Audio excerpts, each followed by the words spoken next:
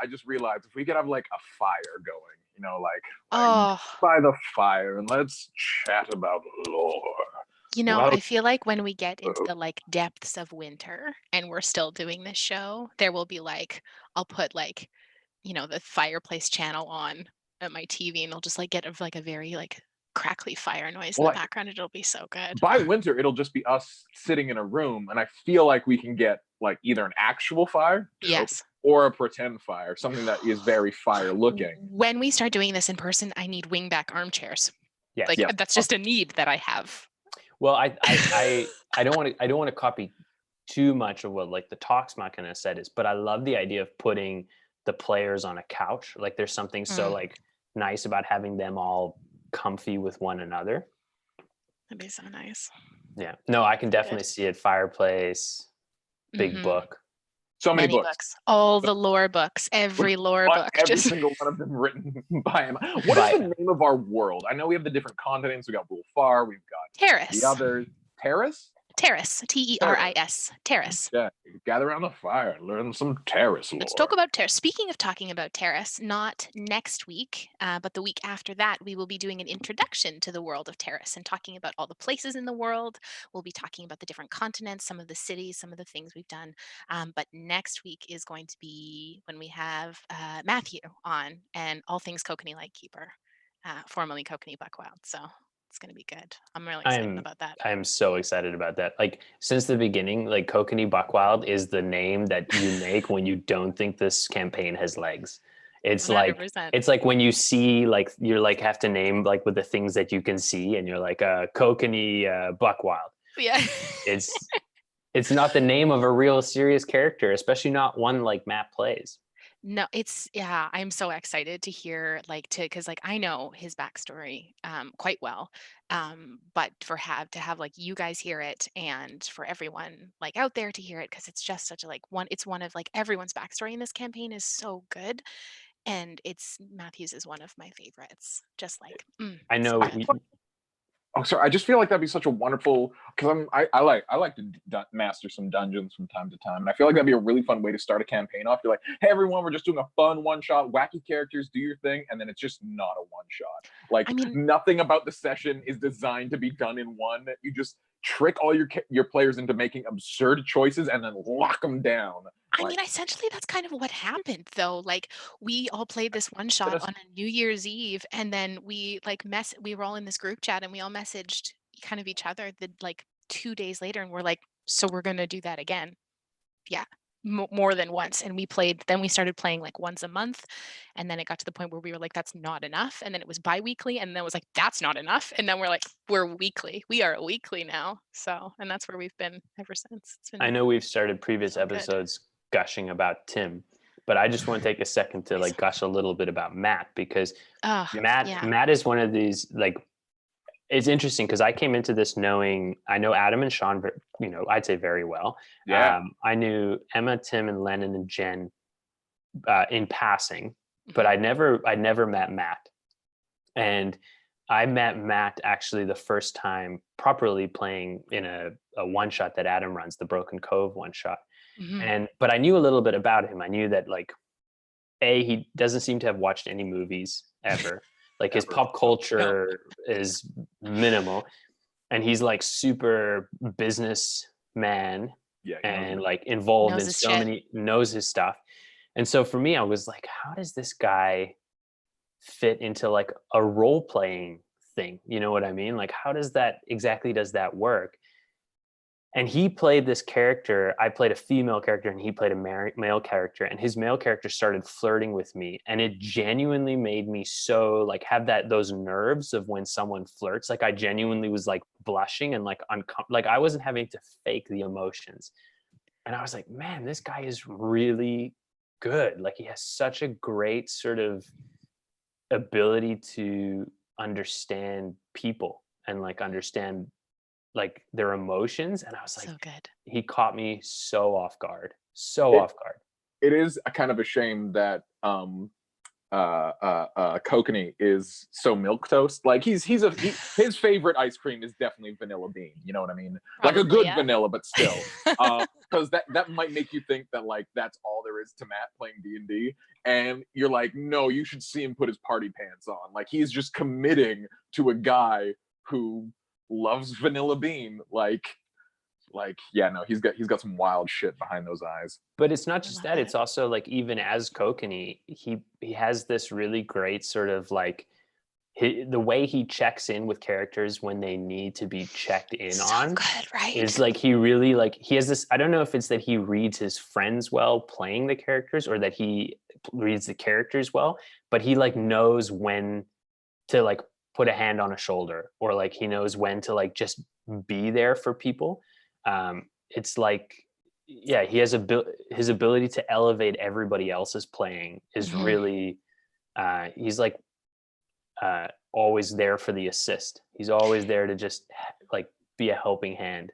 It's been so cool to watch like Matthew's, and I mean everybody's, but like the way that we as a group have started, like our characters are just so ingrained, and that like the way that we play with each other is so dynamic, and it's just like it's it's fluid, it's like it's organic, it's never forced. That's something that I really appreciate about this stuff, is like when we see that character development and that growth and the way that we role play with each other and like live these characters, it is super super natural. And there's never been moments where I've just been like, that's not you, like that's, or there's like, well, I mean, I guess we'll talk about this when we start talking about Bleed, but like those moments of like character development and stuff, and I'm like, yeah, of course that's what would happen, of course that's what your character would do in that moment. It's so cool to see, and it's been really cool to watch the way that Kokanee has changed throughout the course of this campaign, because I've seen him from day one to now.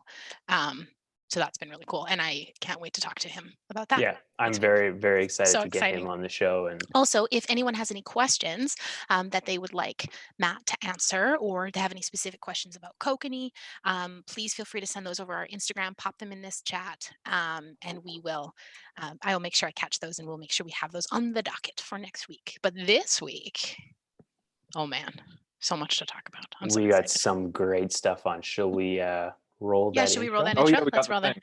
Let's roll that intro. Bye.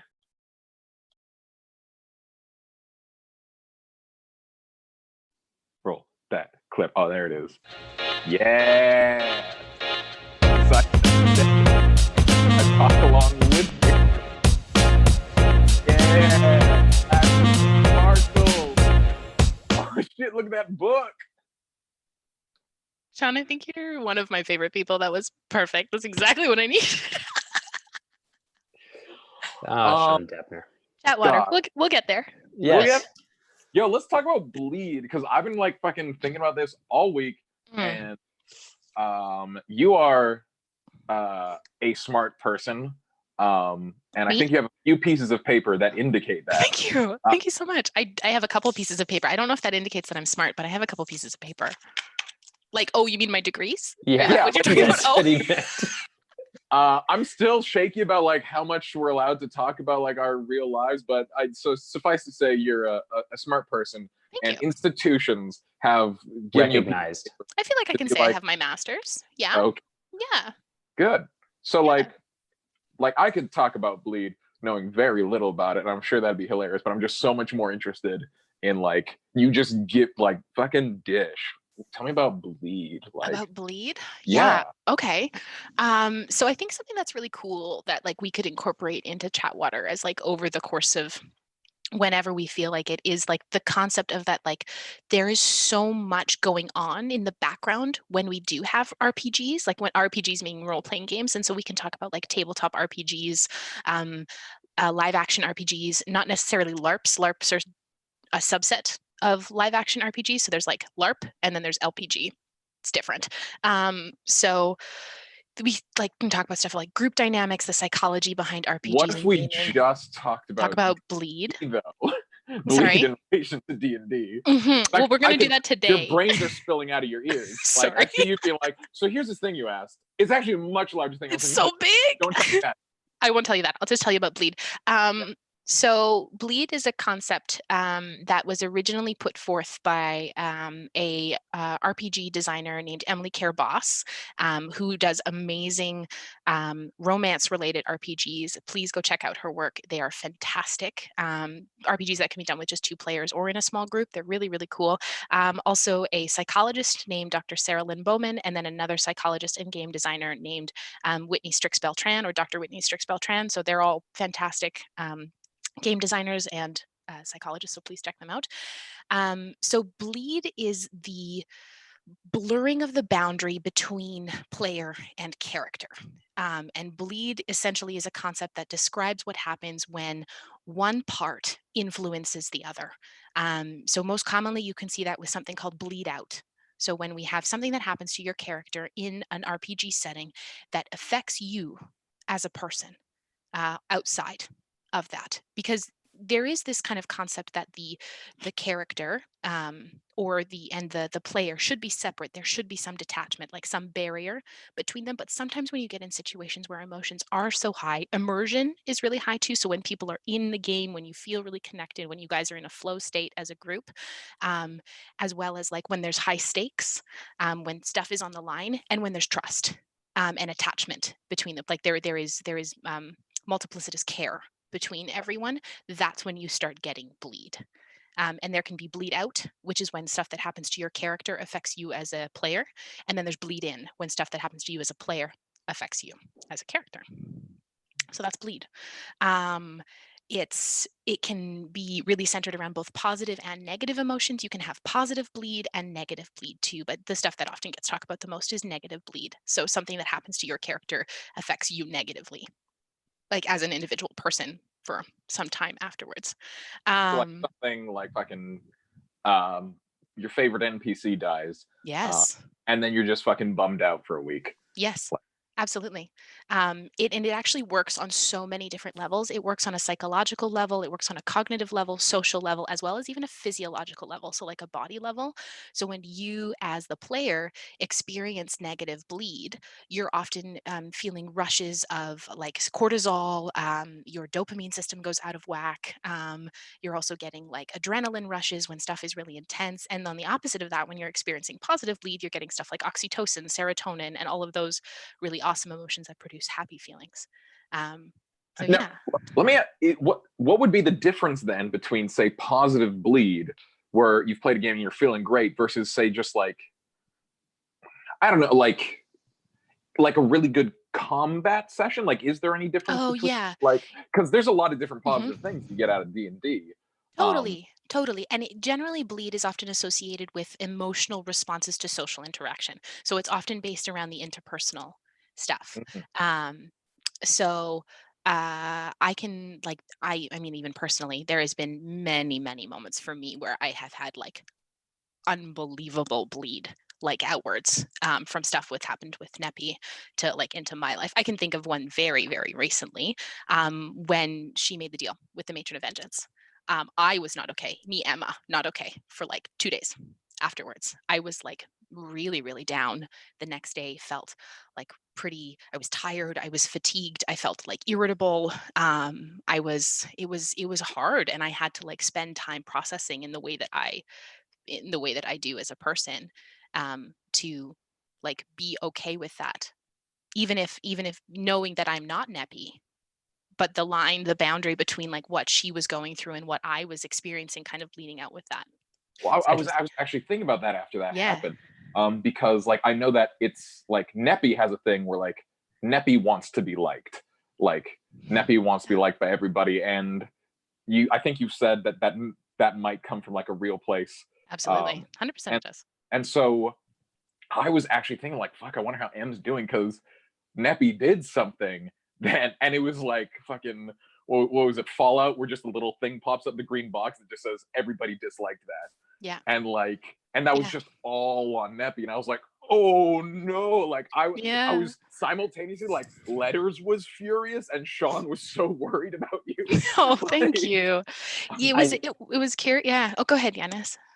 I think that without speaking too much for other members of the party who aren't here, it was interesting for me to behold, especially that interaction which you're talking about, because there was such conflict between characters leading up to that about how you guys were going to approach this, and like the making decisions for the group versus making decisions for yourself. And it was like this time, it was one of the few times where there was a lot of bleed going on, where people felt very passionately about like what their characters wanted. And like, it was one of the few times where your party didn't necessarily all agree at once. And it was interesting, like watching you guys afterwards be like, I love you, like I the person love you, but I the character am so frustrated with you. And like being able to like, usually after a game it's all like, oh, that was awesome, or you know, that was so much fun. And this one was like, this is still too fresh and too new. And it was, I think that's largely in part what spawned the question about bleed with us, was that sort of like the I know from my personal experience playing that I get like sweaty palms, which speaks to that like physical reaction of like, I can feel the physiological stress responses to the stress. Sean, for you, I just want to say on top of that, because I get sweaty, I have stopped wearing, like I wear the shortest shorts when we play now, just so my legs can breathe. So I'm like, I'm not fucking dripping. And yes, I'm wearing them right now, and no, I'm not going to stand up. But they are like 70s runner shorts. They are, real tiny. I have to have all the windows open in the house because I get really warm. I want them, but it's so loud. My fucking neighbors, it's like 9:30, and they're like, oh, I love sharks, or whatever the fuck. I don't know. And like the window's real thick, so I can't hear them talk about sharks. Oh my god, Sharky Dan all the time. Fucking Sharky Dan. Great all the white, time. tiger sharks. Fucking unbelievable. Sorry, go ahead, Yanis. Sean, do you it's interesting we're talking about bleed in an RPG setting, but it reminds me a lot about like method actors and you see a lot about actors who play troubled characters and how they sometimes struggle with that. Is that something that you do you find a similarity between the bleed that you play as a character versus you play it when you're playing an RPG? I mean, they're both characters, but do you feel the same amount of bleed when you're playing an actor character? That's actually really tough in terms of a similar type of bleed. Because you don't have control over that. Well, you don't have control of the character because it's written for you. You're bringing a character to life rather than vocalizing the character. Like I feel like the biggest difference is when you're doing a show, like you know what you're getting into because there's a script, and so you're like I can think of like over the fucking Christmas break, I did like a real hard like theater drama, like, oh, my child is dead and I am responsible for it, or at least that's the way I feel. And like loading up that guy was like, okay, let's just wade out into this, you know, waters of disaster. And then like when I play like fucking on Riverdale and Deadly Class, I play these like rich douchebags who love themselves. I love playing those guys because existing in their mind, they're so confident completely unwarrantedly, and so like I'm just walking around set like like I'm having a great time all the time on set when I'm playing douchebags, versus like and so I know that I'm getting into that, and I know if it's gonna be a tough scene versus like fucking this thing that we do, Dungeons and Dragons, so good with names. So good.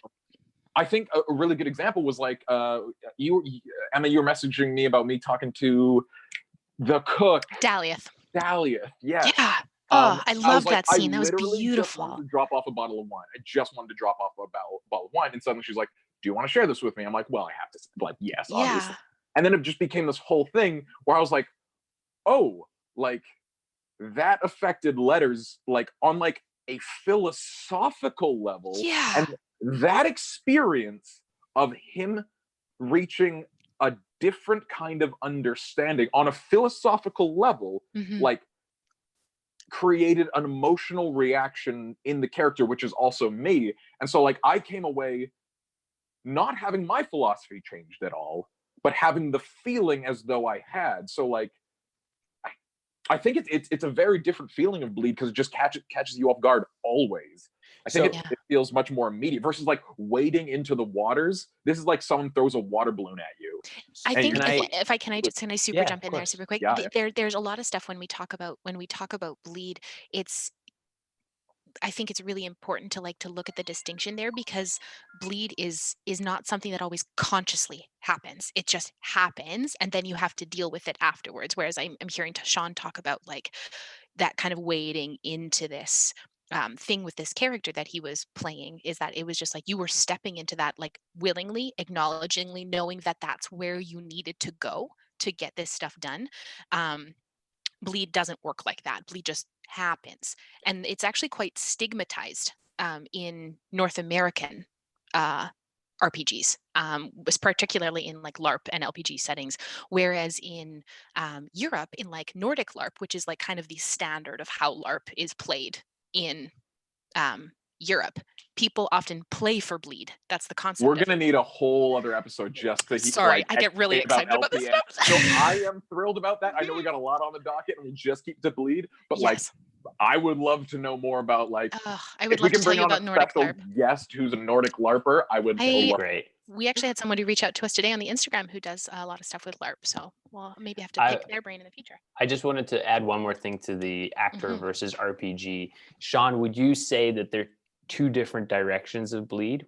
Where when you're RPGing, the character's experiences are bleeding into you, and when you're acting, you have to bleed your experiences into the character to bring them to Oh, life. cool. Because you No, talk about I mean, having to get yourself there to be. I mean, I'm no, not in trying terms of to. like how it affects me, like because like all the characters, it's like, oh, how much do I have to change me to like do this justice? So like the feeling feels very similar in terms of coming off of it, like coming off of like a really tough letters thing where like letters went through some shit. I'm like, ooh, I have it. It's there's like a film that's on you, and you're like, we're just gonna have to process this or scrub it off or whatever the process is, and it Mhm. feels very much the same way if you're doing like a real challenging scene where like yeah, you've waded into the water and you come out and you're like dripping.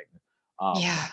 so like the end result feels very similar to me. It's the instigation, Yeah, like you're talking about, the choosing to wade into it versus something just water ballooning. Mhm. The- totally.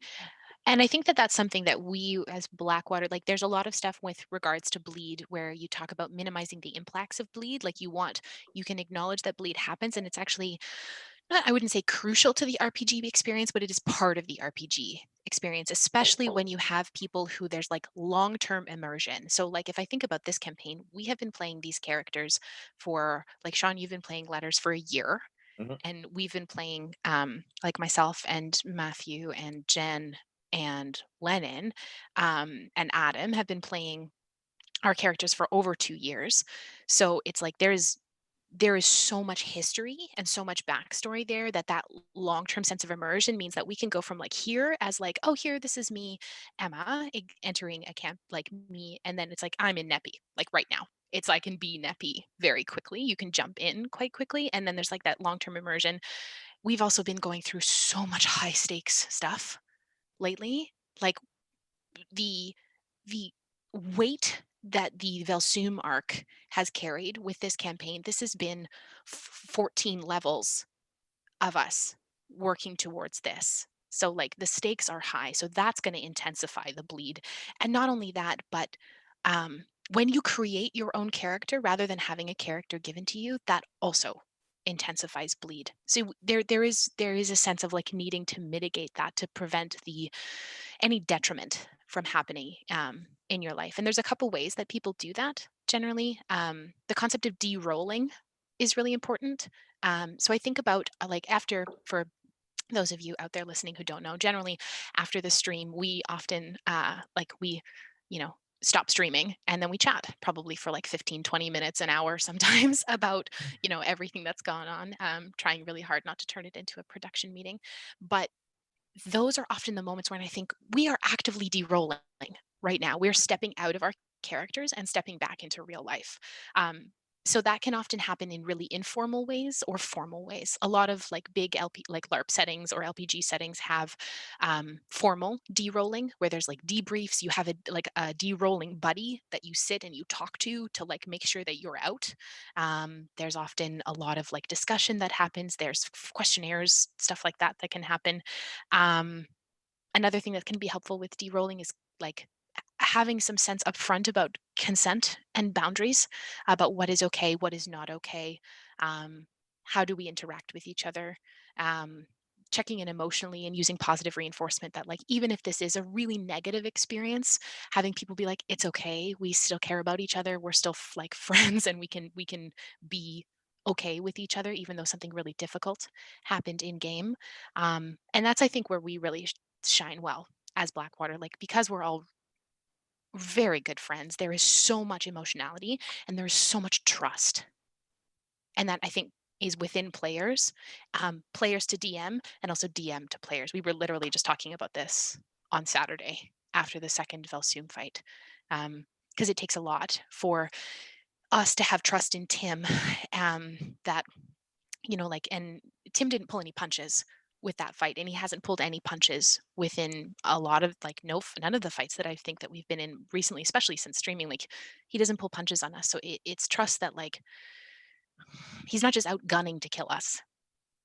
It's that, and that afterwards we're all going to be okay, and we're going to talk about it and be okay afterwards. We're friends first, and then we play D&D together second.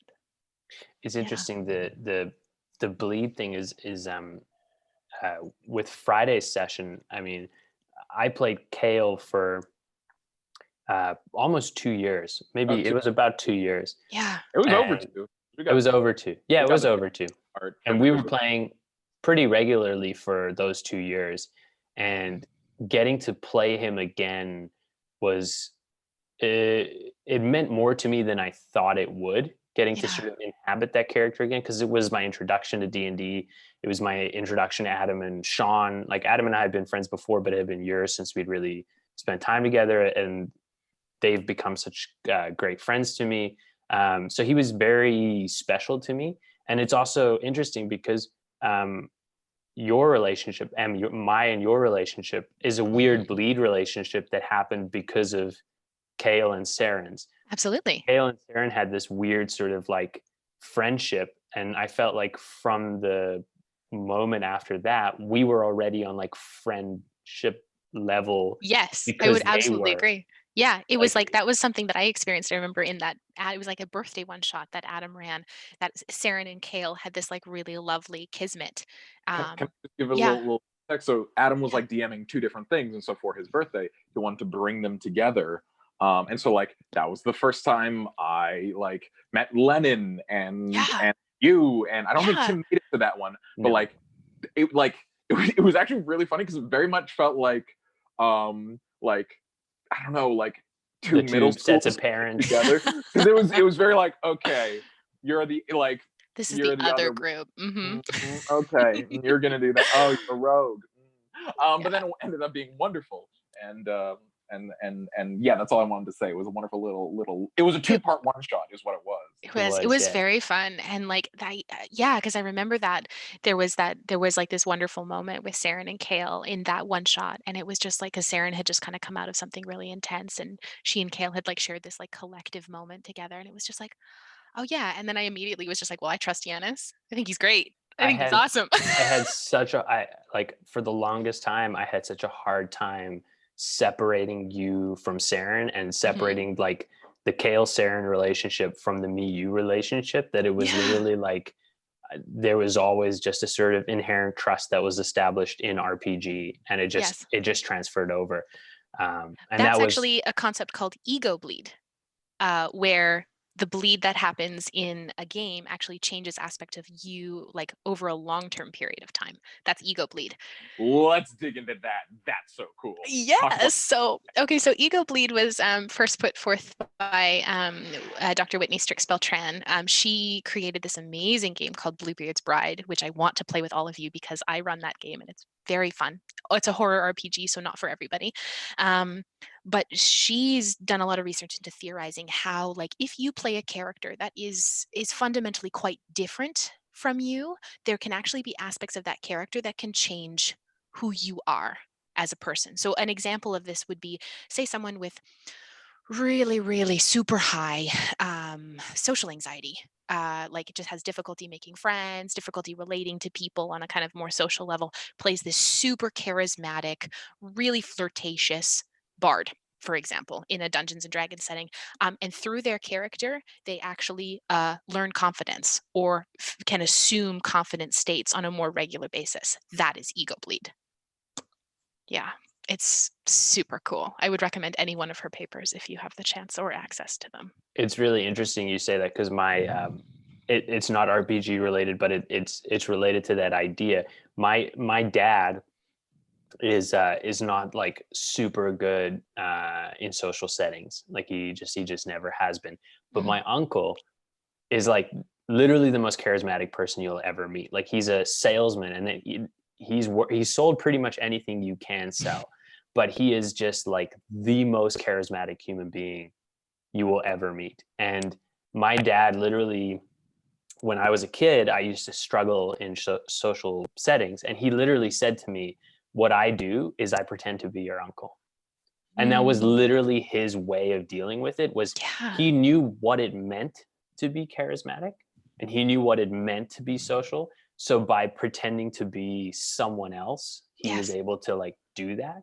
And yeah, I we've talked about it, and I've talked about it in our sort of off stream stuff. I watched a great documentary, and I really need to find it, about um, prison inmates who play D&D as a way of Yes. therapy, So interesting. teaching them consequences and collaboration and that kind of Mhm. thing. It's we dabble in it as though it's a game, but it's so much more. It just permeates so much further. The applications for role-playing games in therapeutic settings is limitless. You can do RPG therapeutically with people as young as 3 years old, all the way up into like seniors. There are RPGs, and we're not just talking D&D. Well, we are here, but there are RPG games for like so many different types of things. And I would, if you have interest in it, I would recommend doing your research into like what different types of RPGs are good for teaching different things. Yeah, like the amount of neuroscience principles and like cognitive development and therapeutic like empathy and um, lateral problem solving, distress tolerance, all of that kind of stuff can be taught through role playing games. And something that I think Bleed is particularly good at is teaching emotion regulation. So experiencing these emotions and then also understanding that you, as the player, actually have tools to regulate them, even if your character does not. What is regulation? Oh my gosh, great question. I could probably talk I for two know, and a half but hours about I that. What feel is like, regulation?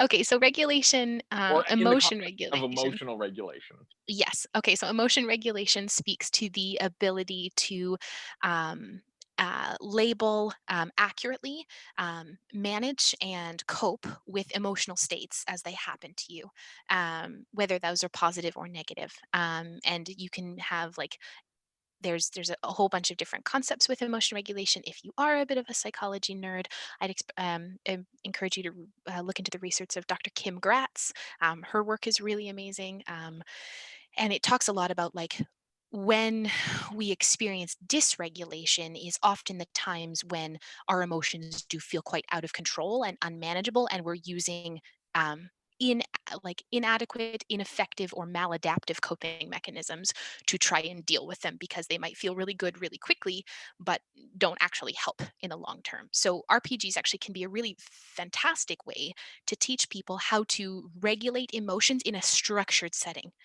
because if you think about it, you're at a table or on screen with people and you're having emotions. You, as the player, may be having these emotions, and you are using the people around you. You're using your own coping strategies to cope, to manage. I think of I'm trying to think of a time when I've had to emotionally regulate on screen. Yeah, okay. After the Matron of Vengeance thing, there was a moment where like Emma I was experiencing bleed feedback. So basically, like Neppy was not okay, and therefore Emma, I was experiencing a lot of bleed into Emma not being okay, and then Emma not being okay was bleeding back into Neppy. So I had to take a moment where I muted myself, and I was just like, I'm going to take a moment and regulate here because like I'm going to put my 2 feet on the floor. I'm going to ground. I'm going to try and breathe through this because this is really intense, and I realize that it's going to impact my gameplay, it's going to impact my experience, and it's also going to impact the experience of people around us. And also, we got shit to do. We got to get into Bacall, and we've got to do all this kind of stuff. And right now, my obligation is to still be Neppy. Regardless of what Emma's experiencing, I am okay enough that I can still be Neppy, and I've just got to manage this kind of bleed feedback loop that is going on right now. I really just I want to cycle back to ego bleed. Yeah, go back I to it. feel Go like back to it. Let's go back. there's so much that role playing is such a wonderful opportunity to learn, and I feel like I've learned a lot through different characters, but especially since we started streaming, I feel like I've learned a lot about actually like playing D&D and like creating space and like Yeah. just being observed has. I am much more observant of myself and sort of a more critical and I believe a very constructive way. And so I feel like I'm learning a lot of skills, but that's a very like conscious, like, oh, let's set an intention for this thing. You know, whether it's like I want to describe my fucking spells more creatively, or like, create a space for more people to play, or just create less NPCs with Tim. Um, but like that, I feel like maybe on like I feel like that is not necessarily like changing me as like Yeah. I feel like the process of doing that is like creating habits, which like change me in a very holistic way. But like, I guess like, what is the difference between this ego bleed of like someone who, like learning to be confident? Because I feel like confidence is kind of like a set of skills. Like you're talking about your dad. Like I will use this behavior that I've observed from my brother. So I guess what I'm wondering is what is the difference between like ego bleed and just like using the platform as like, is anything you learn from D&D, does that become ego bleed? Is there like a fucking I don't think there's a tiered system or like spectrum? a spectrum. I think in essence, I think everything is a spectrum, but there could be a thing of like, I think, for example, if let's say Matthew taking up the Arathis, Kokanee taking Arathis as his god. Arathis is all about kind of tinkering and creation and technology and stuff like that. If there was a thing where Matthew ever felt like, oh yeah, like Kokanee's kind of is pretty into tinkering, Arathis is really into him doing that kind of stuff. Maybe this is something I could start trying. And then he got like really into like fixing things, creating things, inventing stuff like that. That would be a sense of ego bleed, something that his character is starting to get versed in, that could bleed into him. I mean, I don't ever want to speak for anybody else, so I can really only use examples from myself. I think of in the work that I do, it is quite required of me to be quite perceptive and insightful, to in what I do. And I also would see Neppy as quite an insightful person. But I am not someone who sees big picture at all. I am exceedingly detail oriented. I see one tree in the whole forest, and that's how I exist in the world. But Neppy's not. Neppy's not that. Neppy sees the whole system. She sees the cosmos. She sees multiple layers of things. And that is something I think for me that I have tried to take into myself, is that like Neppy sees the big picture. I'm not good at that. When I step into her, she can do that. So I'm going to try and pull this into myself to try and see more big picture stuff. And I mean, after being her for 2.5 years, I'd hope to think that it's rubbed off a little bit on me and in the work that I do, especially in the work that I do. Yeah. That's it's because you were talking about like finding the things that are different from you than the character, because the characters always kind of become us or are different aspects of us. Absolutely. And I've certainly found that with letters. But one of the things that I keep bumping up against, which I quite like as a separation, is, and we've never gone into this at the table, so I don't, I guess, want to go in too deep, but just letters and I exist in two very different political spaces. Um, like That's I feel like amazing. letters, I'll talk about that. I feel like letters would vote libertarian, like if he Of were course you here, would. and like that's not really where I exist, but like it really makes sense for him, and it's not making me want to be more libertarian, but No. like I guess it's allowed me to like Would it even empathize. you, yes, and you allowing you potentially more like being able to empathize or being a more understanding of folks who may take a more libertarian stance. That would, is in essence, be ego bleed. Is you widening your perspectives potentially, not necessarily that you believe that yourself or ever feel the concept to like, oh, I'm going to go really dig into libertarian ideology, but that you could be like, oh yeah, I get why people would do that. That would be ego bleed. I think that the for ego bleed specifically, I mean, we play with a group who are uh, already very open-minded and already very Mm, accepting. But I think when you involve people who maybe aren't quite as open-minded to people being different and that kind of thing, and you put them in a world where they have to deal with that kind of thing, where they have to be okay, like D&D is, there's that classic joke, right? That you begin trying to fight everything, and then by the end you try and take diplomacy as your first measure, right? And that's something you like, because it starts as a game and then it becomes more than a game. yeah. But there are people who diplomacy is not their first instinct. No, and certainly and not. I think that when people who play RPGs who have uh, issues with other people play it, I think that allows that sort of positive bleed. I think we just happen to play with a group who's already quite open-minded and quite accepting of people and their different Yeah. things, so the bleed is not as noticeable. Hmm. But I think when you talk about like using it as a tool to reform people who have had past issues, I think you probably see a more direct Yeah. relation with the ego bleed. I think it's really interesting that you talk about. I really like what you said about that bleed is not necessarily as noticeable with us, and I think that that's really, really true because we've also gotten really good at aftercare.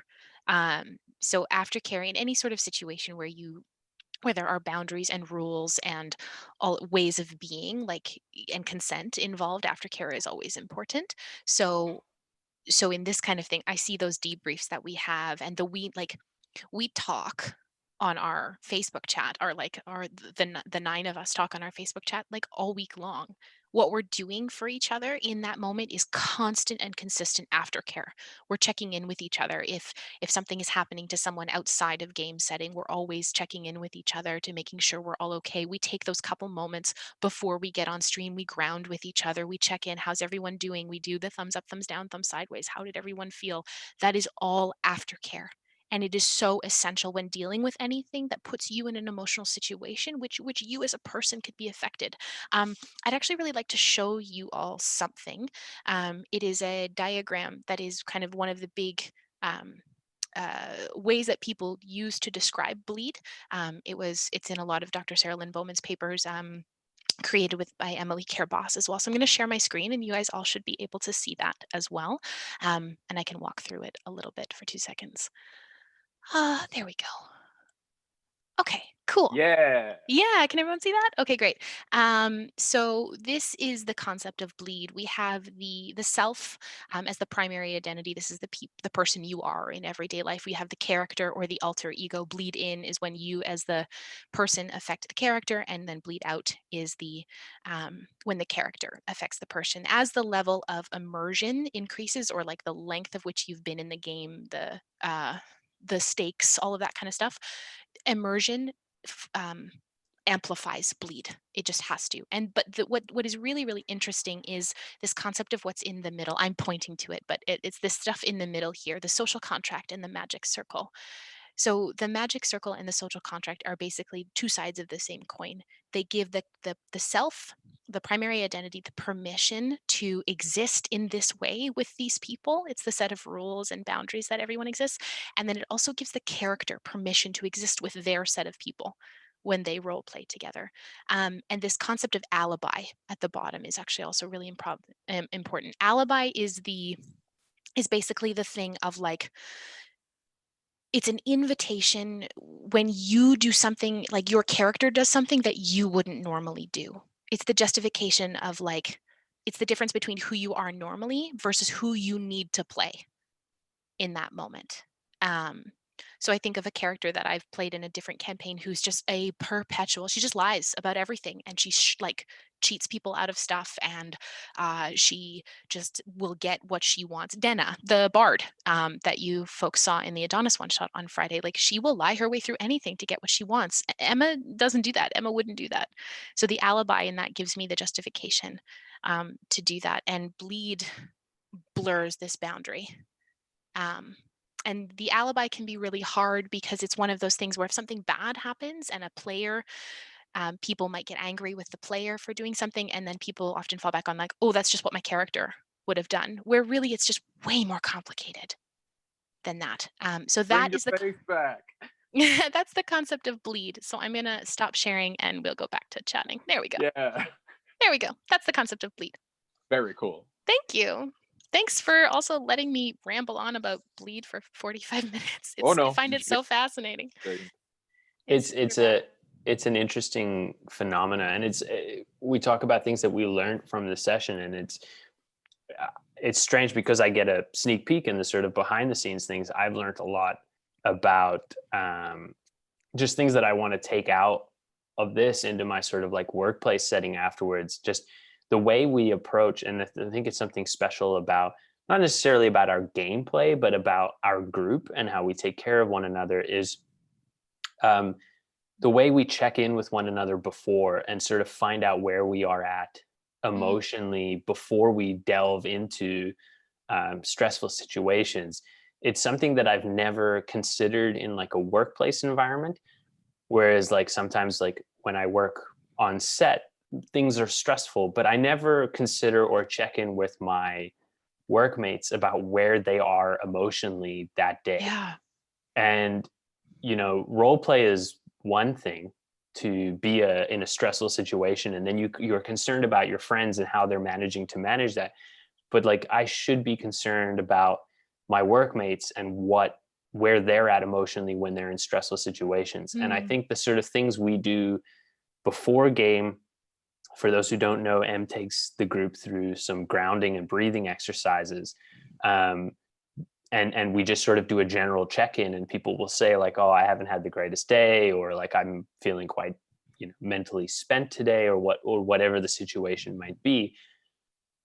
To me, I've realized those are kind of great things to check in with people when you work with them on a daily basis, and yeah. to like when you see them in the morning, just be like, where are you at today? Like they might Mhm. just be like, I'm having a shit day, and then you know you compensate for that. And so I think the concept of bleed and the concept of aftercare, I think extends so much more into, Yes. because I don't know about you guys, but I have like a version of myself I present to my friends, and I have a version of myself I present professionally, and like Hmm.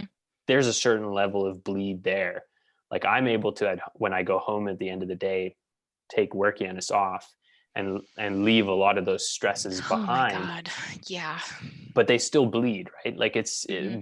bleed is so much more than just RPG. It's It's the concept of taking work home with you, yeah. like mentally or emotionally taking work home from you. And I think that that's something for me in my work that's been, and I mean, oh my gosh, I could talk about this forever, and not in the context of RPGs, but has been so interesting and an adjustment for me in quarantine. With everything that's going on in the world, it's that like I can no longer, I don't have like, if between my house and my office is about a 45-minute drive. So I don't have time to de-roll from work, Emma. It's just it's almost like I have to switch off right away.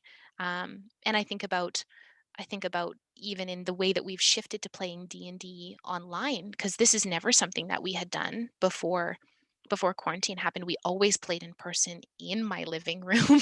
So it was just like there was always, I think about the end of sessions, there was always those moments where we would hug goodbye and say like, "Oh, we're so excited for next week. See you soon," and would chat throughout the week. And like, it's so different now. So those moments that we spend before and after playing are essentially us like rejoining and rolling ourselves, and then afterwards it's caring for each other and then de-rolling, which I think should be done, and maybe that's just uh, a byproduct of my profession, but I think should be done in almost every setting. That concept of checking in and care, and if you have the emotional resources to do that for other people, I think it's so important. It's so important in social relationships to have that kind of connection to folks, especially now when the world is a mess. Yeah. In true typical chatwater fashion, when it comes to the lore, we will get there eventually. And We'll get there. We'll get there. I think now would be as good a time as any to jump Absolutely. into some lore. Totally. Let's do it. We had a pretty emotional last episode. Yeah. Tim did some terrible things.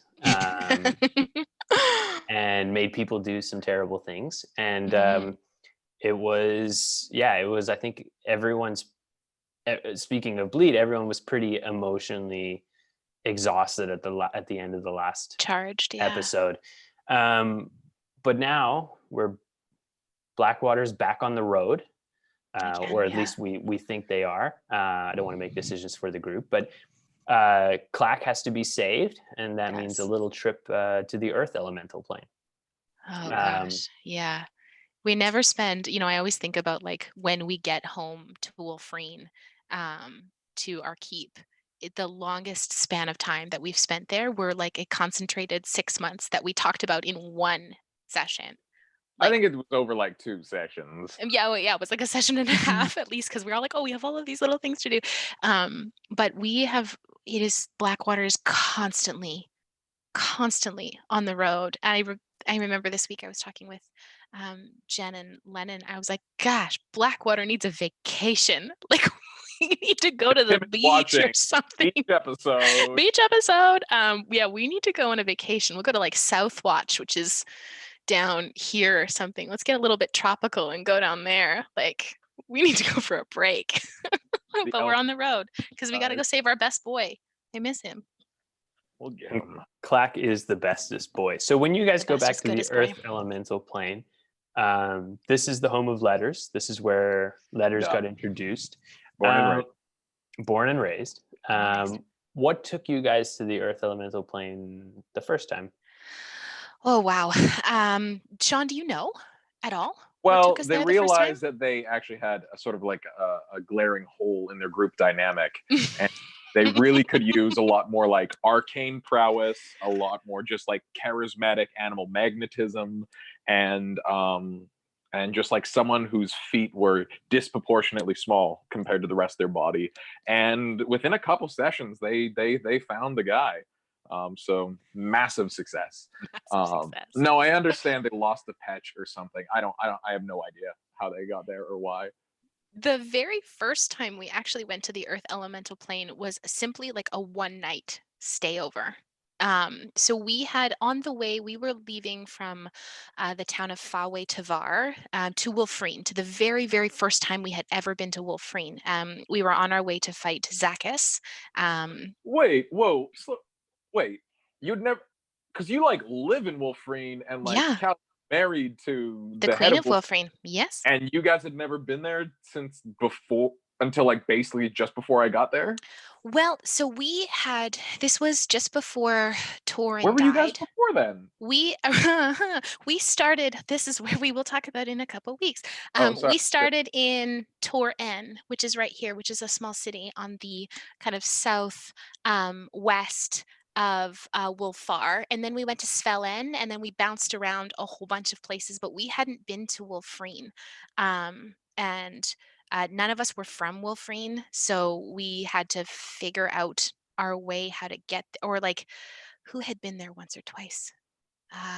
one of us had been there once or twice, and so that's the way we bounced through there. But we were traveling from Fawe Tavar, which is an elven city in the northwest of.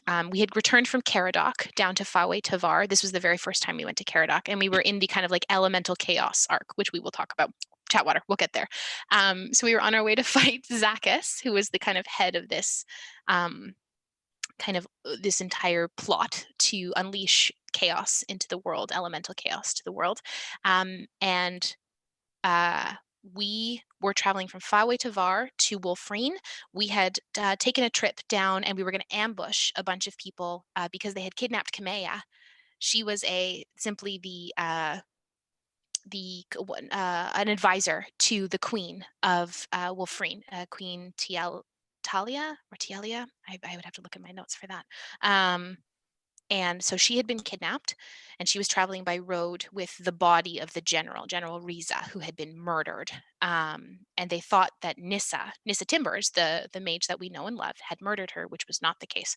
So we had rescued Nissa, and we were traveling down the road, and we ambushed the agent, one of Zacchus's like henchman, essentially, Kiva Flinthand, who was a Goliath monk, and we killed her. And around her neck was a shard of Grimbar. So kind of like the shard that powers Kokanee's gun, the shard of Arathis. This is a shard of Grimbar, who's the earth primordial. So we used that shard to bounce up and down to from Fawe Tavar up to the Earth plane down to Wolfreen, because we needed to get there fast, and it was going to take us another week to get there. So we were there the first night. We had Kamea. It was the whole group, and we had essentially were like, okay, we're going to get there, we're going to rest, and we're going to go home. So when we get there, we got attacked by sand giants, almost died. We saw a bunch of Dow. We rescued Kreger, the first Petch, because he was running. We were in like the sand wastes outside of the Scar, and we see Kreger fucking booking it out of the Scar, almost getting eaten by a sand spider. We save him, and then he just comes home with us because Callie can't leave anyone anywhere. So that was the very first time that we were in the air elemental plane, and then we bounced down back into Wolfreen for a bunch of other stuff that is in the elemental chaos arc. Chatwater, we'll get there. So that was the first time we were in the air elemental plane. And then we came back because Krager was like, I miss my boy. We had needed to go back because Zacchus had framed King Evard N, who's the king of Svel N. He framed King Evard's daughter Mira for assassinating the queen, which she didn't do. So Kern Burnman, I miss Kern Burnman. Gosh, he's so wonderful. He's the general. He's like now the general of Svel N. But Zacchus had kidnapped Kern and Mira and sent them to the earth elemental plane essentially to die. And Kern and Mira, we found out, were sold into slavery. Kern was in the fighting pits, and Mira was basically in indentured servitude. So we realized that we had to go get them. So we used the Shard of Grimbar and we bounced back. I think there was a bunch of disguising that went on. Yana was turned into a dire wolf. There was a point where Neppy was, no, that was after. Kokanee was a Goliath, and like Callie and Finnan were like his entourage, and then Neppy was essentially like this prize of some description. She got referred to as a prize by one of the sand giants going in, and I was like, oh, I don't like that. I don't like that at all. So we had to kind of make our way through the Scar to rescue Kern and Mira, and fought in a gladiatorial fighting pit to rescue them, and which is where we got the cask of spider milk, which was a gift because we won, and so we saved them. And that's where, and then the next morning is when we met Letters. We stayed overnight in this inn called the Slab, which is a giant, like one of the more prominent inns there. It's all made of marble. And then the next morning we met Letters. So that was kind of our introduction to the earth plane. Slab's kind of a piece of shit. You want to go to Jongle's Conch. Jongle's Conch. That is the Scar. If you want to ask a look. So you met Letters, and Letters worked for a person named Baba. Mm-hmm. And they are Goliath? They're a She's Dow. a genie. Yeah. She's a genie. Basically a sand genie. Okay. Yeah. So, dude, let me fucking roll out Scar politics. You got Let's the talk about some Sand movers and Giant shakers in the Scar. and the Sand Genies, Mhm. called the Dow, and boy, oh boy, do those two not like each other. No way. Uh, it's like a real Capulets Montague type shit. Um, and so like one of the like proxy wars is like who's fucking champion, because like gladiatorial combat is the hot shit in the Scar. Like everybody loves it, and so it's like whoever has like the sickest gladiatorial combat, that is like it's basically a dick measuring contest between the Mhm. Sand Giants and the Dow. And so yeah, dear old Letters was a feather in the cap of Baba. She has a whole roster. I'm not like the only thing, but But she was more up and coming, if I remember right. Like yeah, there's a bunch of like top movers and shakers who were like the big folks in the fighting pits, but Baba was working her way up there. And Letters originally, when Letters was introduced to the party, was sent to try and recruit us to fight for Baba. which I almost did. Which we almost did. We were going to go have two dinners, one with like Baba and one with like Melek, this other really, this desert giant who used to own Clack, Kreger, and Gorge, all of the pets that now live with us. But then we decided not to do that because that would have been splitting the party and would have been potentially very, very dangerous for all of us. But Yeah. Letters first came in and he was like, hey, you guys fucking rip ass at like gladiatorial combat. You should work for Baba. Here's a bag full of money as a down payment, and there's more bags of money. You just got to agree to be property. Like, and like, I know that sounds bad, but it's actually pretty fucking sick if you're winning all the time. Yeah. I think we hummed and hawed on it for a few minutes, and then we were like, well, we can just bamf out of here. So we could say yes, get more money, and then leave. But then we were like, that's probably not a good thing to do in a place where we are not known or very much stand out like sore thumbs. So there was a moment, I think, where we talked to Letters and we were just like, hey, if you come get Gorge, who was the other petch that we needed to go get with us from inside Melek's mine, who was one of the other sand giants, we'll get you off this plane. We'll take you out of here. We can get you out of here, no problem. And I think Letters was very much. Yeah, that sounds pretty good. Yeah. Wasn't aware that was a thing. Letters. Didn't realize that could happen. Yeah. Facts. And I'm guessing took that bag of money. And you're still paying for things with it. Still paying for it. I think it was like $9,000 worth of gems. Yeah. And I'm guessing Baba wasn't too stoked on you. We don't know how she Well, I think we know because she took Clack. And we don't know that was Baba. We don't know that was Baba. Considering the way that we left, though, I can assume that Baba is very pissed. So a little bit of lead up to that. I feel like we need to talk about what happened. We definitely sticked around in this mine, yes. Caused a lot of shit, killed a few people. We killed a bunch of basilisks. We killed a bunch of earth genasi. So basically, people working for Malik. Yes, because we needed to go. So we bamfed into this mine with the shard of Grimbar, and we had the talisman at that point. So we got into this mine. Kreger got us in there and was basically like, okay, the Petch are down below, and we need to go down there, but we needed to fight our way through a bunch of basilisks and earth genasi. So we did that, and Kokadi did this like brilliant move of casting silence on all of us. So it was very quiet. We dispatched them very quickly, and we can move our way down into the mine. And so we also wrote on the wall, because they're like, okay, well, what if somebody comes down? We need to prevent them from going further into the mine. We wrote on the wall, Baba was here. So basically like throwing her under the bus. Letter, that was definitely your idea. And so Letters all over. Yeah. We threw Baba under the bus, and then we went deeper into the mine to where the Petch were.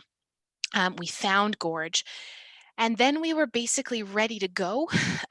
We had everything we needed. There was one tunnel that we hadn't explored, where the Petch said it was the mother of chasms lived down there. And they were like, people go down there and they don't come back. Like Petch go down there and they don't come back. So we were like, okay, we don't need to go down there then. There's nothing pulling us down there. everything's fine. And we had all of the things that we needed. So we had used the shard of Grumbar to get to the plane of Earth, and then we were going to use the Chaos Talisman to get out of there and I basically. don't think we've talked about the Chaos Talisman. What is that? Yes. Okay. So chatWater, we're getting to it now. chatWater, here Chaos we are Talisman. getting it. So you'll hear us all the time talk about how we jump between planes. Neppy can cast plane shift, so she can do that now. But basically, when we were doing that before, we have a talisman, requires attunement that allows us to jump to any of the elemental planes. We could go to the plane of air, earth, water, fire. We can also get to the demi planes of dust, mud, ooze, and ash. And ice also, so we can get to all of those planes. That's how we got to see Arathis. We're all really looking forward to the plane of ooze. Certainly not. So we could use this talisman to get to all these planes, but the problem is that the longer you wear the talisman, the more chaotic it makes you. So like Neppy was wearing the talisman for a really long time, and it not made her, but it, like, there was a moment where she was choosing to do something chaotic versus not, and Tim was like, you've been wearing that for 3 weeks, you are absolutely going to do the thing that's chaotic. And it almost got a mind flayer inside of her head. So it causes you to be a bit more chaotic than normal. So Finnan was wearing the talisman at this point, and so we were ready to go. We were all standing holding hands, gonna plane shift back to Wolfreen. And I think we were using the shard of Grumbar to get back. That's right. And we had used the Chaos Talisman to get there because we were like, okay, we can use it to get back. Kokanee was wearing the shard of Grumbar. He was the one essentially casting the spell. We were all standing holding hands, Kreger, Gorge, and the whole party. And Finnan let go. Finnan broke hands in the circle. And he was under the influence of the talisman, making him a bit more chaotic than normal. And also his idea, I would love to have Adam come on and speak to this a bit more, but my understanding is that his purpose at that point was he wanted to save more Petch, and he wanted to like basically free them from slavery, which is not necessarily something I think they wanted at the time from my understanding, but that was his goal at that point. So what happened was Kokanee was the only one to be shunted out of the Earth plane, leaving all of us standing there with no way out. Because it has to be like a whole circle. And so since the circle was broken, only the person with the fucking necklace, the talisman, could bamf out. And so yeah, Kokanee just went, and we were like, oh no, we are surrounded by the fucking like mooks of Malik.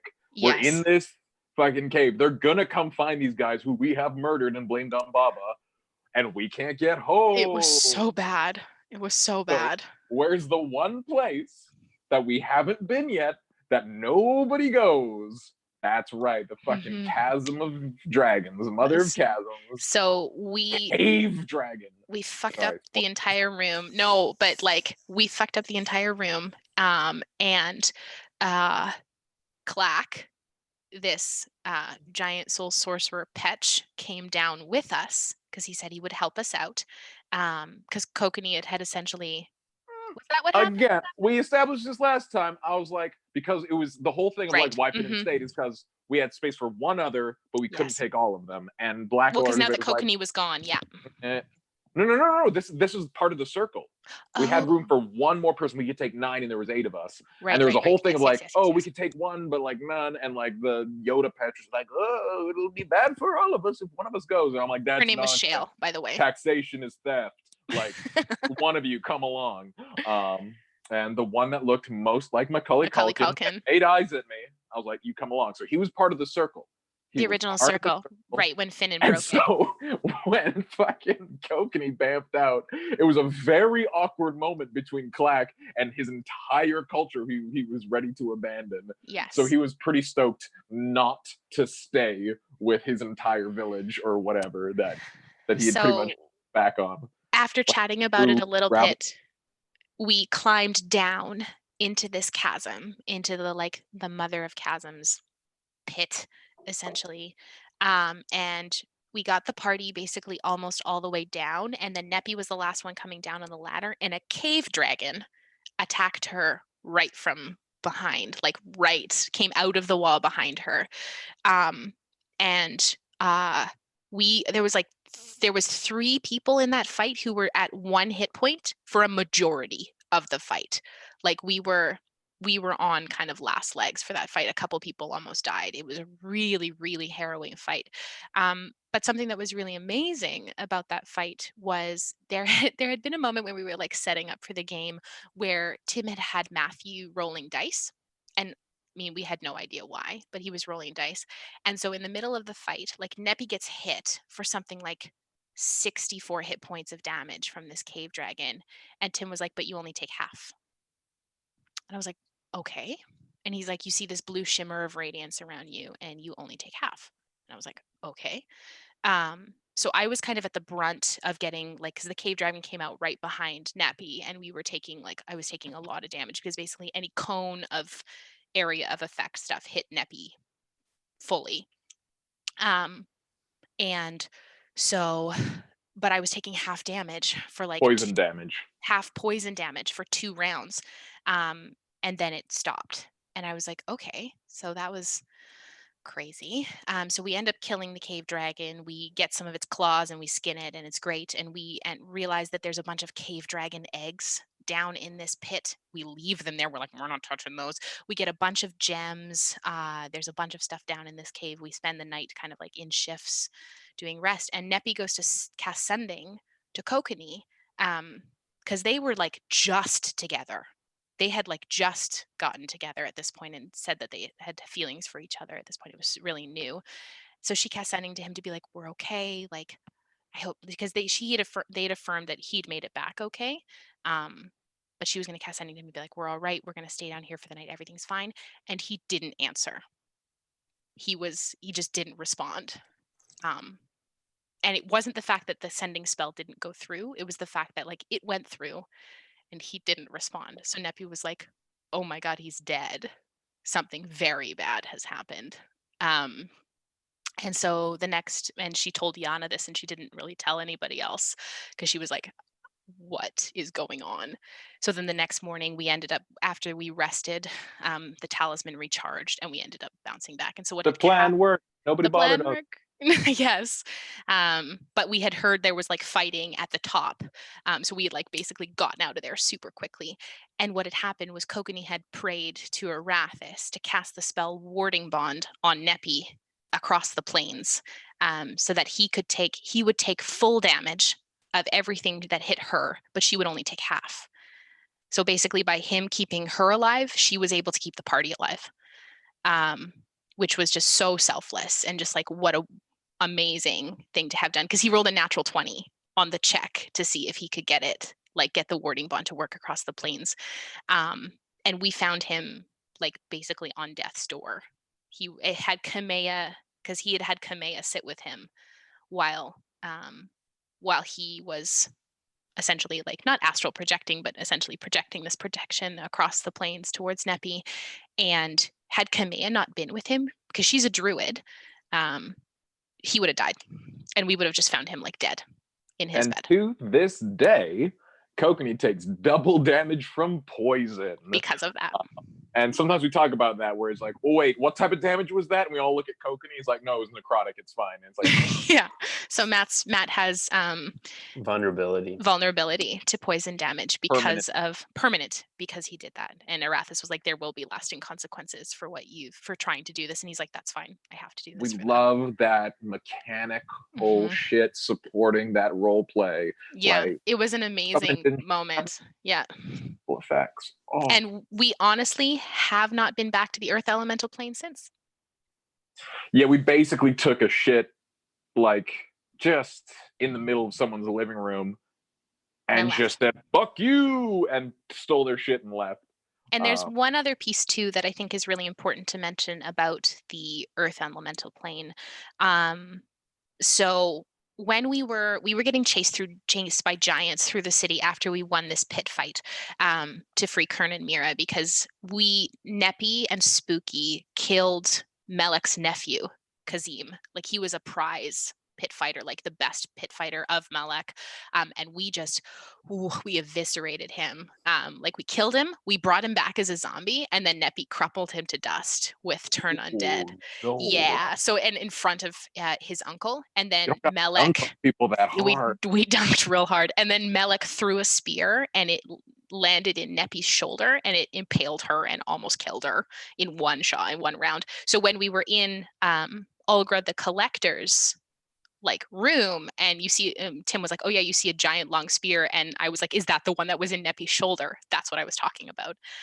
So as we were running away from giants, there was a sand giant who we had met through the city before. He was like a guard to the city or something that had taken, he and Kokanee had struck up a conversation. He welcomed us into his tent to like hide us. His name was Kargan. And he had his son with him. And Kokanee, in passing, we had kind of trying to been like, get the Petch on our side. And we had been talking about like this rebellion, maybe the Petch need to rise up. Because this goes like all of that ties back in with Dawn War stuff. So the Petch worshipped Groombar, the Stone Wolf, who was the Earth Primordial. And for Groombar's basically betrayal in the Dawn War, he was sent to wander the wastes outside the Score. He wasn't allowed to be anywhere present near the Scar. So he'd been wandering and gone for like 2,000 years. And when we went to the air elemental plane the first time, we had essentially freed him. How? Wait, So I know how. do you? You were there. Yep. How did we free him, Sean? We haven't been like, we have a structure to the show, and I'm trying to bring it up. You're doing really good. So how did we free Groombar, Sean? Well, you might be asking yourself, what is the Earth Primordial doing in the air elemental plane? And that's a great question, which is going to make a lot of sense when you hear my answer. Because Blackwater was in the air elemental plane where we met Chi and all the other bird people. And if there's one thing birds love, it's big rocks that they can perch on, they can nest on, they can poop on, and there is no bigger rock than Groombar, the stone wolf. And so Groombar has a real thing for birds. And so he was like, hey, I can't go back to the Scar. So he marched his ass through the elemental plane of dust, and he got the elemental plane of the air, and they're like, hey, we're birds. He's like, I love birds. So he was having a really good time. But when you guys got there, he was like, hey guys, I miss my home. I love these birds, but like, there's only so much like nesting and perching a guy can do. And it was well, then she was going by Spooky Pants. It was Yana who had the idea, is like, you can't go home? But wait, you can't walk home is what the spell said, but there's so many birds here. So what they did is they convinced all the birds to grab a different part of Groombar and fly him across. Yes, this is what happened. Fly him across the elemental plane of Earth, the elemental plane of dust, and drop him on the Scar, which they did, making the Scar about 10 times bigger and deeper, because a lot of people actually died because of that. But Groombar's back. And he brought birds with him, which are not native to the Scar. So, it's a real win-win. And we don't need your explanation. That's good, I think, for everybody. That seems pretty accurate, wasn't it? I had hope, like Groombar, I had a lot of hope. And I want you to appreciate this on every possible level. I will. He's the biggest lover of birds in the multiverse. I would agree with you on that. Yep. Simply because Akkadi is essentially his sister. So Akkadi is the goddess. I love it when we agree. And then I just be like, and also all of this other stuff. So Akkadi is obviously the air primordial. So Akkadi was the last of the air primordials to essentially agree to go to war with the gods on the material plane. It was Astitia first, Garrix, Groombar, and then Akkadi. So when the primordials were wait, was that fire, water, earth, air? Water, fire, earth, air. You can't trust water. So Astitia was corrupted or convinced first. So she and Garrix are kind of like antithesis to each other, brother and sister. And then Akkadi and Groombar are brother and sister to each other. So Akkadi was the last one in, and she was really, really reluctant to go. And there was this moment that we had kind of visions of, Kokanee's had visions of Akkadi actually speaking with Arathis and kind of having this parlay in the middle of the Dawn War. And it just didn't work out. And they tried to sort things out, and it just didn't work out. So Akkadi was the last one in. So when the primordials were defeated, Akkadi was kind of given Akkadi was given a bit of grace to it, and she was allowed to exist in her plane. But Grumbar was sentenced to wander the wastes. Garrix was sentenced to slumber in the fire plane, and Assisia was banished to the depths of the earth elemental plane, the water elemental plane. So when Akkadi has we had been traveling to the air elemental plane the first time, and we kind of got stuck at this place called the Waypoint, which was kind of like a temple-ish. It's called the temple. It was like this half temple of the winged serpent. There was a statue of Akkadi there. There was a statue of Arathis there, kind of commemorating this discussion that they had. And we were moving through trying to figure out what was going on here, and then all of a sudden this relief of Grumbar showed up, and the shard of Grumbar actually could fit in the relief. And by doing that, we actually freed Grumbar from his wanderings, so he was allowed to return to the scar, so that Akkadi could look upon her brother and Grumbar could look upon her sister. So the And that important was unintentional. You're just like, round hole, round peg. well, Click. we knew we needed something to allow us to get into the air elemental plane, and we realized that that was kind of the key to doing that. So we had to free Grumbar from our wanderings, and that was how we landed on the steps of the temple in Saral with Chi greeting us the first time. But the reason that we knew that something was really going on with Grumbar was Kargan, this stone giant who had helped us and saved us while we were being chased from these giants. In the tent. In the tent, yes. Yeah. So we had been talking to the Petch about rebellion, and trying to get them to rise up against their, like, the slave masters that owned them. Kargan, the stone giant, had heard of this happening and basically was like, "You said it. You have to make this happen." And Kokani was wearing the shard of Grumbar at the time, and basically using some sort of like bonding magic essentially charged him with that. So the weight of the shard of Grumbar felt super heavy around his neck, and we wouldn't know like what would happen if he took it off. We had, like, I think when he did take it off the first time, he suffered 2 points of exhaustion, or a point of exhaustion. So it was basically like, you said you were going to do this, you promised rebellion, well, you're going to do it now. And that was the last time. And then so after that, after everything that happened, we left the earth elemental plane and never went back. And then we ended up freeing Grumbar. And that's why Nepi is basically just, when she was talking to Dresda, she was like, we freed him because that's what we did. And I hope that things are different there, that he has managed to return to the scar and made things different for the Petch. Because it wasn't always like that. There wasn't always stone giants against the Tao. For a very long time, while Grumbar ruled over the scar, they lived in peace.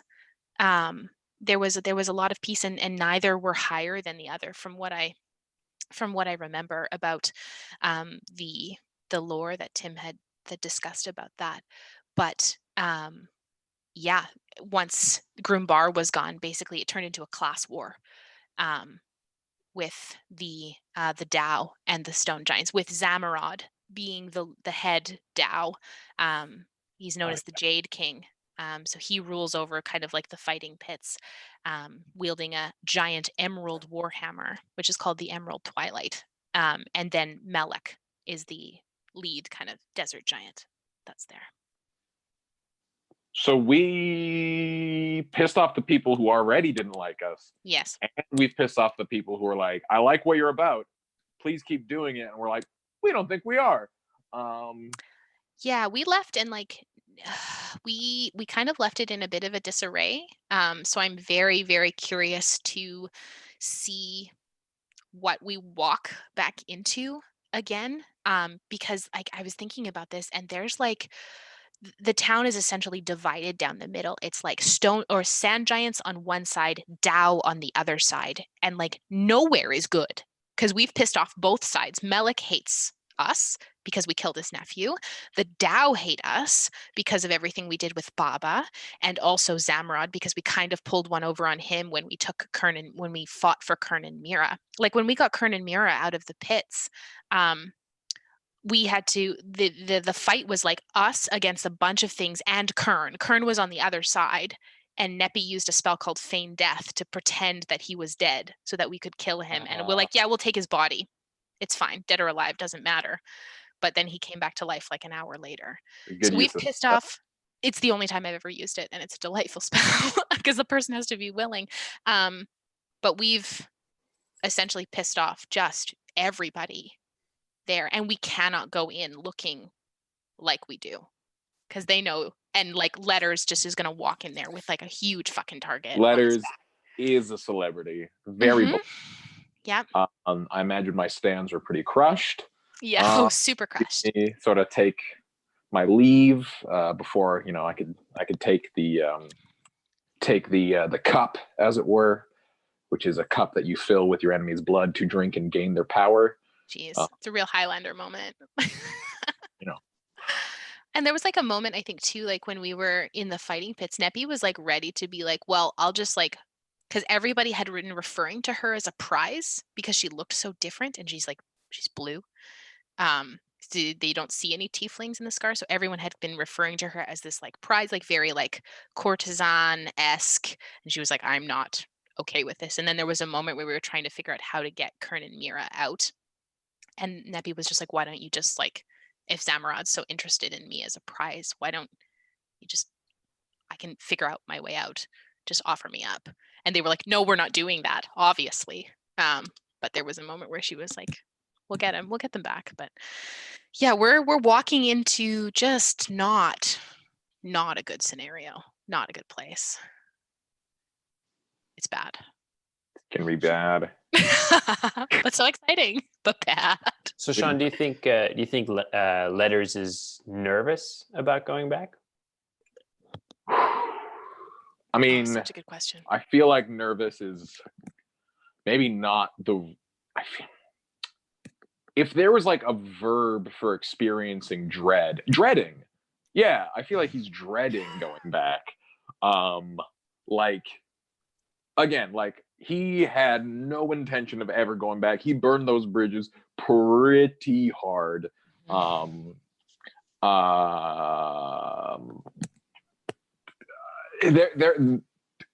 He'd take a trip to the elemental plane of ooze or fire. Basically, any other plane of existence short of hell itself, the abyss, would be preferable. And even that, I mean, he could probably swing. Bonus to the scar, there are hot Minotaur ladies, so that's, there's a silver lining. There's just not a lot here. Anyway, there's Furbolg though. Letters is. Yeah, Letters I'm not has sure flirted with Furbolg before, but nothing that doesn't have fur, I think. Well, look, I mean, one of the things we've talked about, and maybe it was before we started streaming, is Letters is attracted to Minotaur and some Furbolg. He's Furbolg flexible. Furbolg flexible. But like, it was one of my favorite things when he first got there, and because he flirts with everybody, he loves to flirt. He's flirting with Jayla. I remember the names of anyone. Jayla, yes. There's the half-orc armor maker. Blacksmith who's flirting in Wolfrine. And I'd never met Jayla, so I was like, Jayla, fucking Tim, what is Jayla? And he's like, she's half orc, and I went, oh, gross. And like, oh, are you like anti-orc? He's like, no, I'm not gonna have sex with like a naked monkey. Like, well, I even think about when Bix showed up. Like when Bix, we did the kind of like crossover with the side, like my Dragonborn Paladin Bix was just like, she was like, oh yeah, Letters is attractive, that's fine. She flirted. Scales. Yeah, and Letters, Bix is a Dragonborn, so she was like flirting with Letters, and then Letters like shut that down so quick, and she was like, oh, it's your loss, man. But like, it's very funny to me. Don't like non-cow things. Like, okay, imagine this. You're like, no. We get it. People. And then just like a tapir who can talk is like, hey, how are you doing? And it can be a charming tapir. It can be, you can get along, you have a lot of shared interests. But at the end of the day, that like vaguely humanoid tapir that we have invented, very well dressed, like, is just not your cup of tea. And I feel like that's something that's not really explored in fantasy settings. Like everyone just shags everybody. Like you thought of the realities of actually having sex with a different species. Like, I don't know, man. Like, on that note, yeah. I think we some Furbolgs. I think we're all very excited to see how the Earth Elemental Plane shakes out. Yeah. But if I know anything about D&D and I know anything about Blackwater, there is nothing to say that you guys will end up there next session. Because Potentially who not. knows what crazy things you guys will get up to next. Oh gosh, who knows? But I think that's a pretty good place to draw an end to our show. I hope you guys enjoyed us discussing Bleed and Sean and Letter's distaste for anything not cow-like. Mm-hmm. Is that unreasonable? Is that No, unreasonable? no, It's not unreasonable. Does anyone It here was- want to have sex with a cow? No, Like, it's just the most emphatic you've been the entire episode. I just don't understand why that comes as a shock that like someone who is anyway, sorry. I've said my piece. The logic is clear.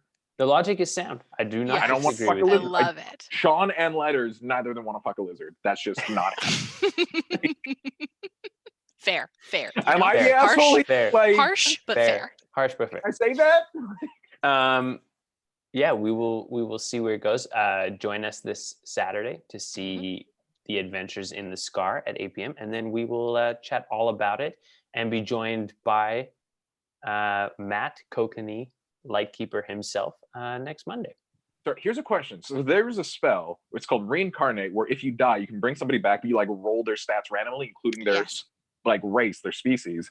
And so like, if you are a Minotaur and you come back as Dragonborn, that's like, does the biology of your brain, like, I'm so curious, like, and Tim, that would be such a wild role play thing where you like look into like, what is the brain like, say you're playing like literally a lizard person because their whole characters think I lost. Yeah, he's gone. No, we can talk about it. But like lizard people, like when you read the thing, they're like their brains work differently, like they don't understand emotion and whatnot. So if you became a lizard person, your brain, you would have to, oh, this is fucking cool. Okay, so like your brain would no longer process emotion the way you do. And so your character would have memories of experiencing emotion and then no longer do. Like, is that, it would be like your character had a stroke or something and like parts of their brain just shut down.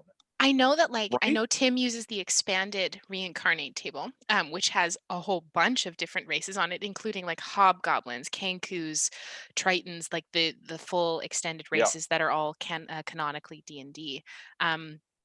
And I think that would probably be like a huge journey for your character to go on. Because I think if Neppy ever got reincarnated as anything other than a tiefling, like she would feel such a profound sense of loss because so much of her order is tied, like, and her history is tied to her tiefling heritage. Okay, so moving forward, no more reanimate or whatever. It's only reincarnate. Oh, from now on, it's just reincarnate. If you go down, you come back as somebody else. Oh man, that's a wild ride. The thing is, Sean might want that to be the thing that's used on Letters, but Letters would never want the thing that to be used on him. Not. Nobody wants that. Everyone wants back as them, but like as a role playing thing, that's like okay, you so like one or twice. No, like one or twice, because then if everybody's just like fucking, like altered carboning, like nah, anybody's is anybody, nothing matters. Like we're Ghost in the Shell now. Like okay, one or two. I mean, I guess I don't know if that'll ever happen to anybody in Blackwater because we don't have a druid that's a high enough level that travels with us. Oh, is it only a druid spell? It's only a druidic spell. It's because it requires, the components are 1,000 gold pieces of oils and unguents, if I remember right. It's not diamonds. It's a completely different ritual than the ones around, say, like Revivify, Raise Dead, or Resurrection, which are cleric. Just generally cleric primaries. But I know bards can do Raise Dead, and I know so but if I remember the spell correctly, Reincarnate is only a druidic spell. It's too bad. It's too bad. And I'm just like thanking my lucky stars that we don't have a druid that travels with us that's a high enough level to do it. Well, Sean, as Chat pointed out, Tim is watching, so you never know what he'll do to you. Could you repeat shit you heard yourself say? Probably. I think we've broken Sean. Just like the role-playing opportunity of playing, just changing your actual brain chemistry is something I've just never considered ever before. Like if you're like a fucking goblin or some shit, are you just like you just have to become more goblin because they're just like crafty. Like, oh my god, then you're asking the question, like, what is like nature versus nurture? Like, how much of like your shit like is like built into your genes, like Into your your DNA. just Yeah. instinct. So there's stuff that like you probably shouldn't do, but the goblin's like, let's set it on fire, I think man. a prime I love example that. of that is like, I think, and it's something like I know I always harken back to. We've talked about Critical Role a lot. Sam Riegel's portrayal of Nott, who is a goblin who was turned from a Mhm. halfling through, I'm assuming, some version of the reincarnate spell by that hag, Isharnai.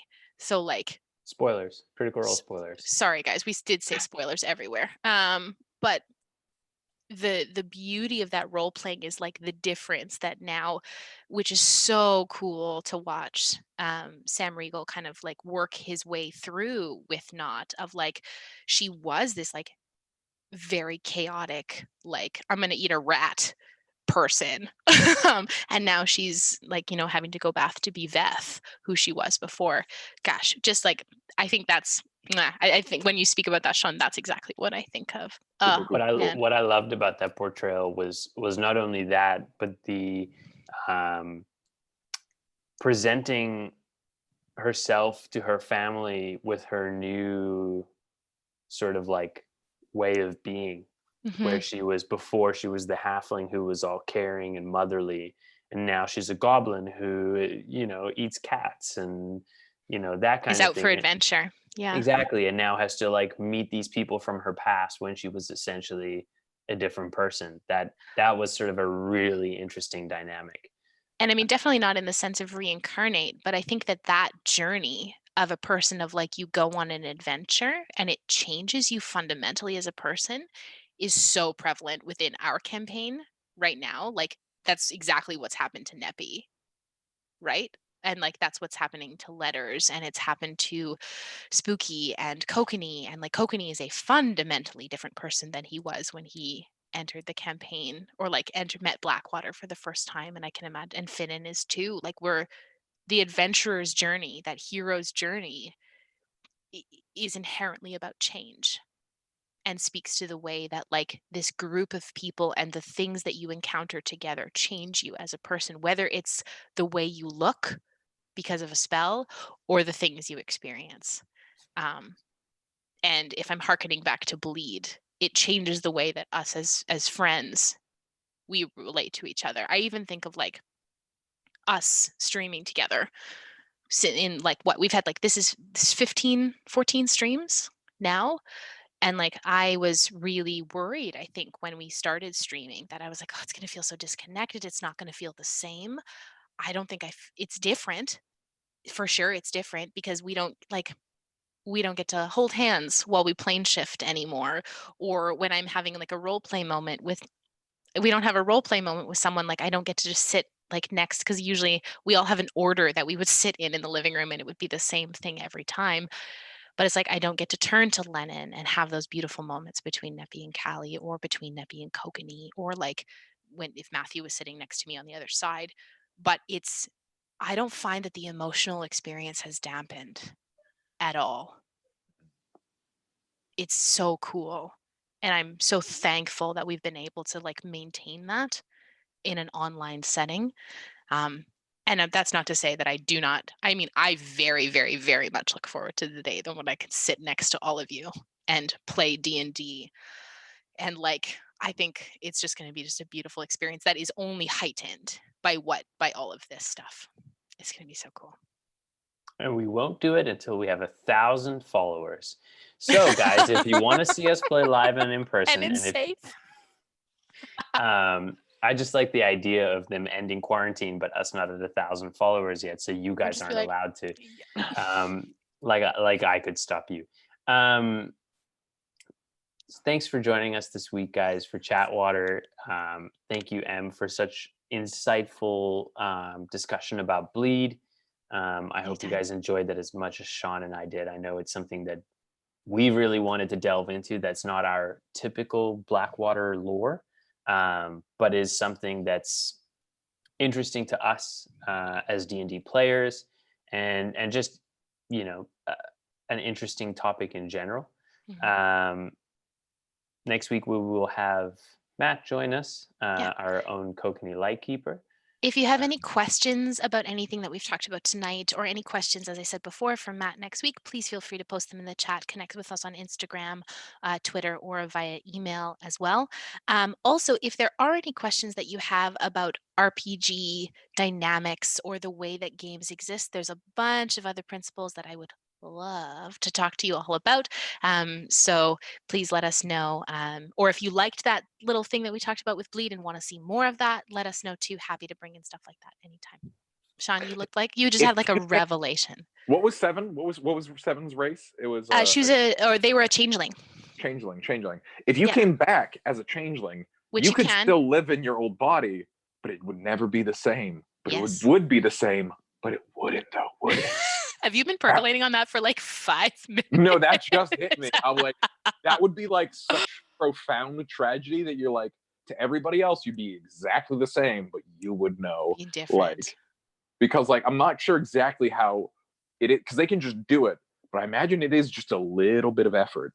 Like Mhm. they're just tensing a little bit to be that. One day we hope to have Tiana come on and guest with us too, so we can chat to her about Seven, and potentially, Sean, you can ask her that. Yeah. So join us Saturday night, 8 p.m. for our regular show. And then again, Monday, 8 p.m. for chatWater. You can watch Sean have more existential crises. With that 1,000-yard stare. So If you just became a Goliath, they're just not afraid of heights. That's a racial thing. They're just not afraid of heights. Good night, everyone. We Good love you. night. Good night. I'm kind of afraid of heights, so like, that'd be John Deppner.